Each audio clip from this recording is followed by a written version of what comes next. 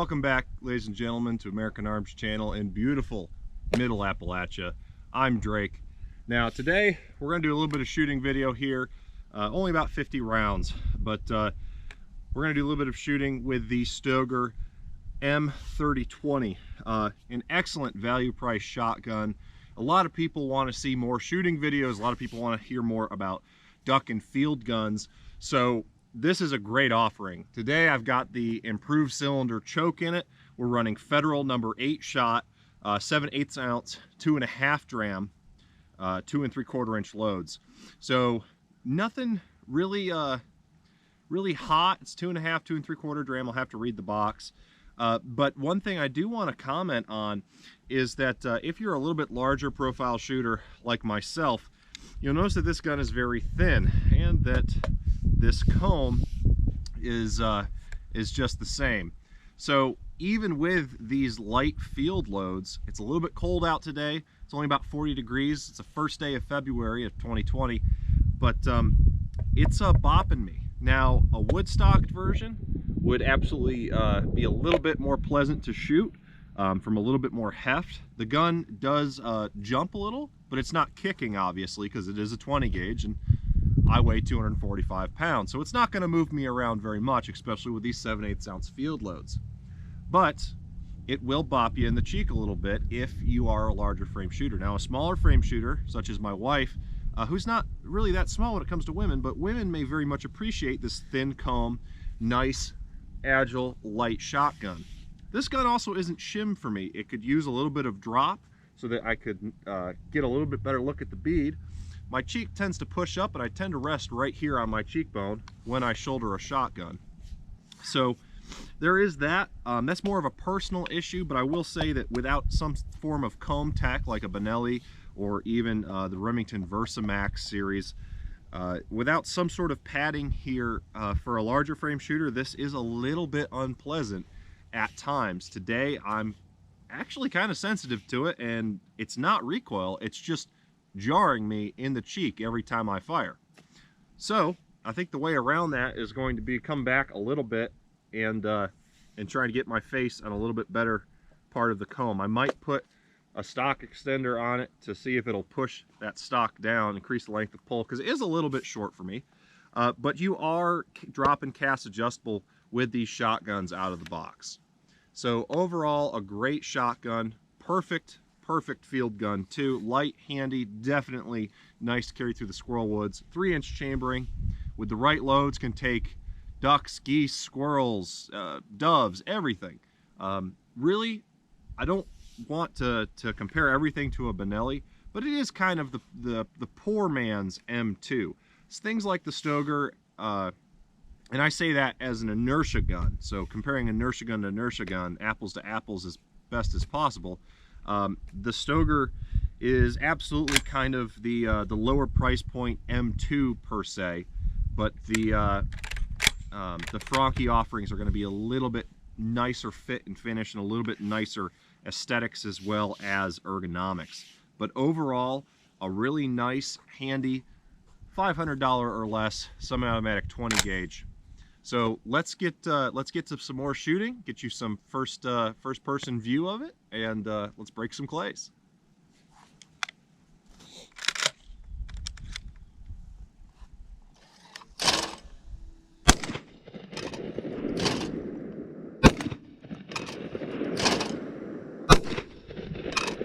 Three for three.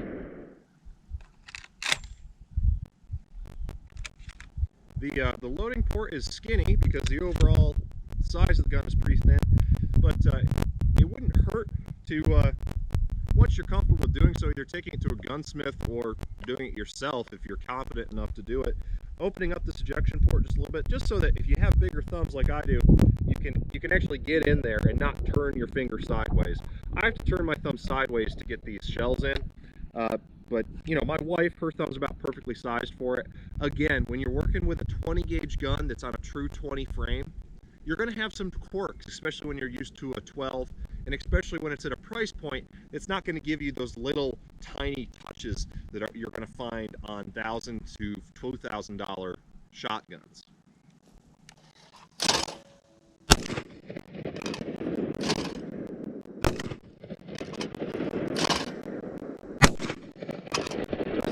last one. So this thing's really punching me in the cheek. And I don't appreciate it, and I don't seem to remember it being this bad. I think it's been a while, though, since I've actually taken this out on a little bit colder day. My skin's a little bit cool. It's about 40 degrees, 45 degrees, so it's not frigid, but it's also not warm. I might, in a second, put on a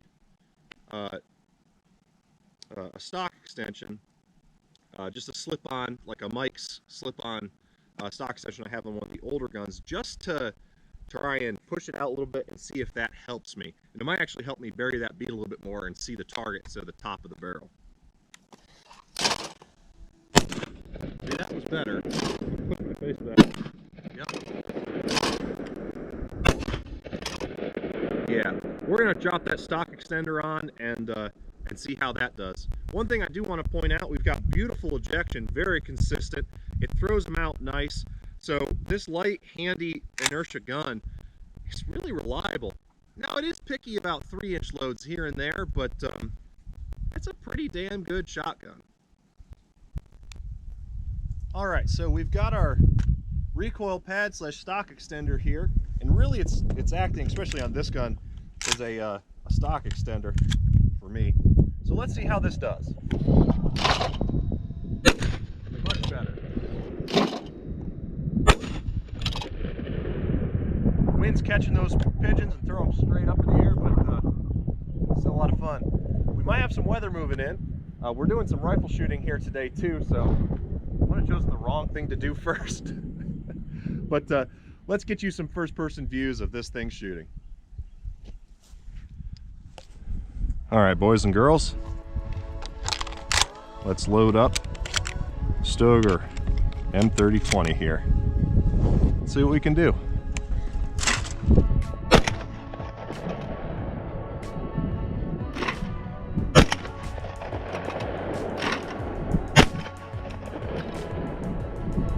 Nice. That stock is definitely helping when given another inch to inch and a quarter. Don't think I've got the plug in. Maybe I do. I do have the plug in.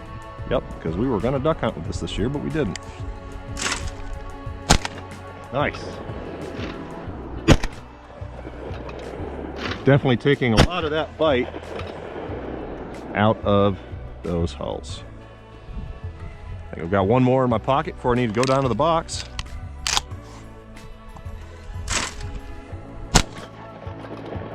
Nice. A little piece survived, but definitely doing its job.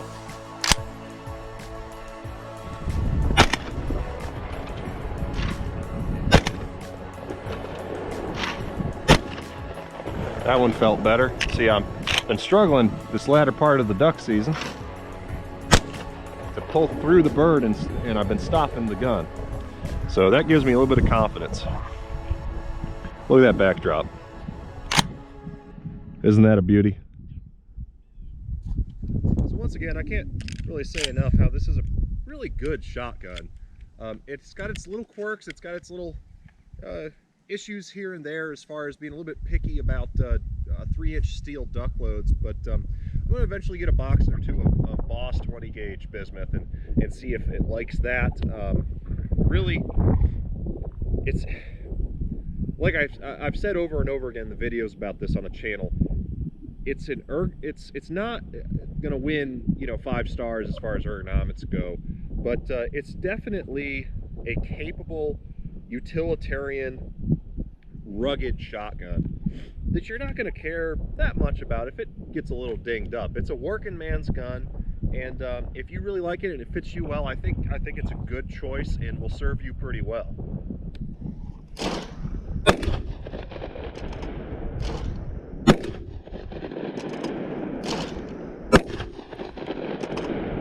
Three for three there. Now we've got some wind picking up. Might not be that good for longer range rifle shooting today, but we definitely can still break a couple plays if I can get shells out of my pocket. All right.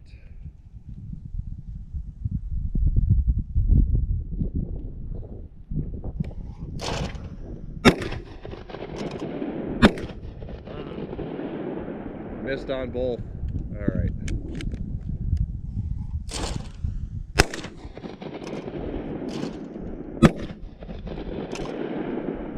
Feels good. On the whole, this shotgun is, like I just said, it's a good choice.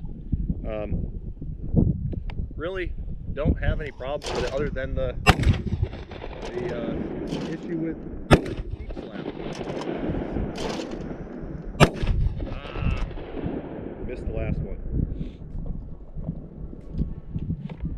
All right, last 4 rounds of the day out of the Stoeger M3020.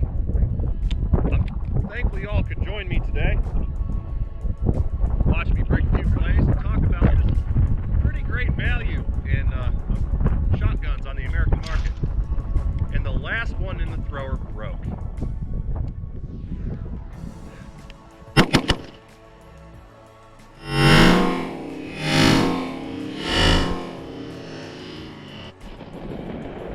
She's fast. Let's shoot a cow patty.